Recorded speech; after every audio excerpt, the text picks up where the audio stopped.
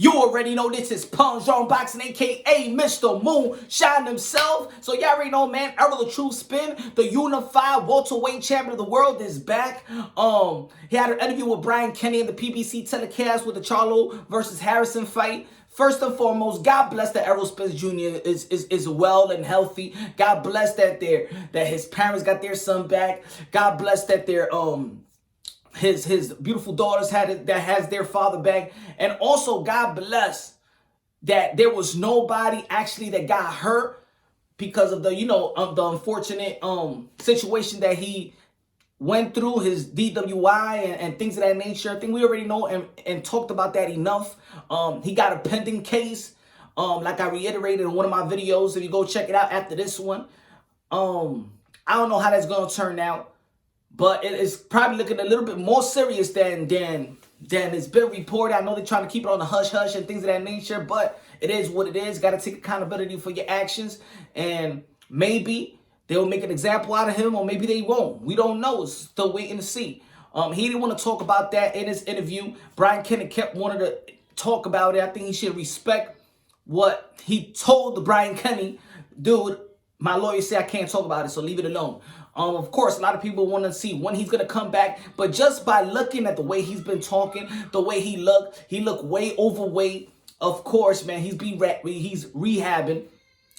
Back in the gym, he said, but he looks way overweight. His speech is not good, and he said he want to be back in May. Now, only 2 people I know that said they want to be back in May. It's probably not even, because he was supposed to have a fight with Danny Garcia January 25th, but they pushed that back.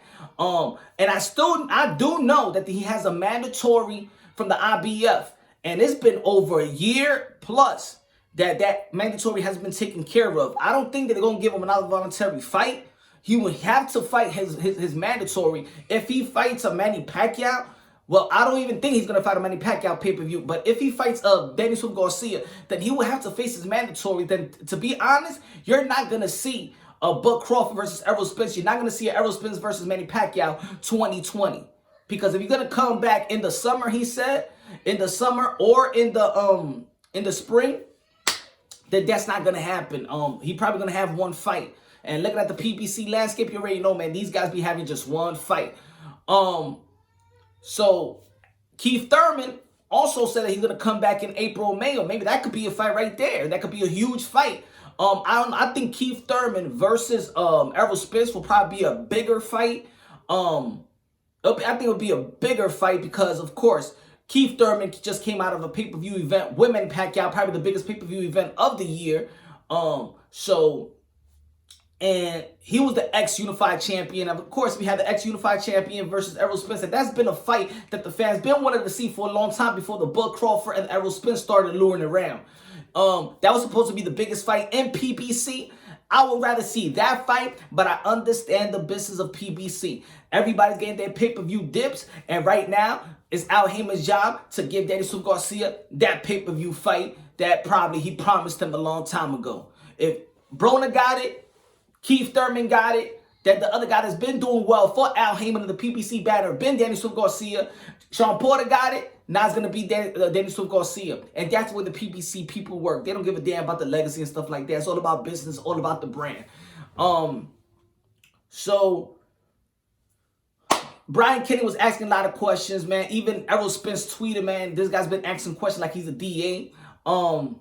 I think a lot of journalists probably would be like, good job, Brian Kenny. You just kept on asking those damn questions. Good, making it hard. At the end of the day, we all know the unfortunate thing that happened with Errol Spence. We all know that he did a huge mistake. People make mistakes in life. People got to learn from it. Sometimes you make they make an example out of you. Sometimes they don't. Sometimes they give you a pass. And at the end of the day, it's about staying humble and, and doing the best you can to help yourself and help the people that's been through that same route. And I think that'd probably be more significant just because he didn't hurt nobody doing it, and God forbid that. So I think jail and things like that, nah. But I think a guy like Errol Spence that is a public figure could do way more and help. And I think that should be more of accountability. Not even accountability. You should just come from the heart and help the DUIs, DWIs, offenders, or things of that nature, and be in those type of programs. Because at the end of the day, there is a lot of alcoholics. I'm not saying he's a pure alcoholic. I don't know his life. Maybe it's just a night going out. We all been there before, but we take probably more than we have to. We having a good time. We celebrating, blah, blah. You know, nobody's going out there saying, yo, I want to get in the car and I'm going to be mad drunk and I just want to drive crazy and I'm just going to hit whoever I see. Nah, that's not what it is, man. We all have fun. We have gathering. We go out. We drink a little drink. Some people that don't drink, good for you. But there's other people that do drink that probably they slip up. They think they well. They get in the car. They think they driving good or whatever. They think there's nobody in sight, and then things happen. Again, God forbid. Thank you that nobody was there. Thank you that Errol Spence is still here. And people, if you're not fans of Errol Spence or you fans of Errol Spence, just be humble and just look at it as a human. Don't look at it that's the fighter that you hate. And look, he screwed up. He should get anything that comes to him. Nothing like that. Just because you don't like him as a fighter or that you're not a fan of him. We're all humans here. Let's back each other up. Let's help each other. Let's help each other through people's mistakes. Let's help people to prevent those type of mistakes. And it's not about kicking somebody when they down, but uplifting them. That speaks more about who we are. That speaks more of the natural being of how we should be as humans. And at the end of the day, we're our brothers and sisters in Christ. If you're a man of God, if you're a believer, then you know what you need to do. You know how you need to think, and you know where your heart should be at. So, like I said again, a million times, God bless that Errol Spence is alive. God bless that nobody got hurt. God bless that his family got him back. Hope he learns from his mistakes. And good to see him. In my opinion, I forgot to say this in the beginning, but I feel like he should just wait a year and get his body right, his mind right, get that case out of the way. The DWI cases might take a long, like a whole year, 11 months, whatever it is. If you keep fighting it, and just stay in the gym, get your grill right. Do whatever you got to do. Ain't no rush unless the WBC or the IBF wants you to vacate the title. Or maybe you got to rush, or maybe you need some money to pay some lawyer fees. And I understand that as well.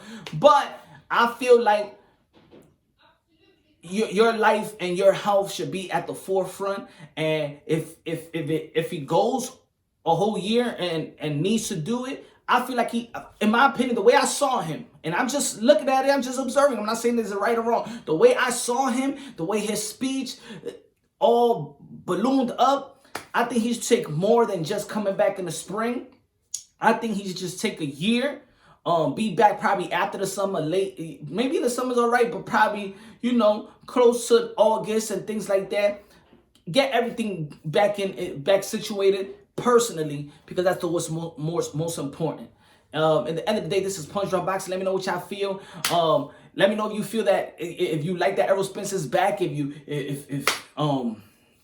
you glad the welterweight. He says he's still the king. He's still the king of the welterweight division. I don't know about that, but at the end of the day, he is the unified champion. The champion. When Keith Thurman was the unified champion, I say he was the #1 welterweight of the world. I don't know. Manny Pacquiao is still the man to beat. He beat the best competition in the welterweight division, and that was Keith Thurman at this for me. So right now, since they all want Manny Pacquiao, and Manny Pacquiao is the GOAT, and Manny Pacquiao beat the #1 welterweight at the time, in my opinion, no matter how a lot of Keith Thurman haters, Manny Pacquiao is the man to see. Daniel Garcia wants him. Sean Porter wants him. But Crawford calling him out. Errol Spence calling him out. Keith Thurman is asking for a rematch. So the best welterweight right now, the king of the welterweight right now, sorry for the people, if you don't like it, it is Manny Pacquiao, because they all want him, and Manny Pacquiao is Manny Pacquiao. Let me know what you feel. You already know, man. Subscribe to the channel, like the video. You already know, hit the notification bell so you get my updated videos. Let me put this to the back. Merry Christmas. If I don't, Merry Christmas. Get your last shopping.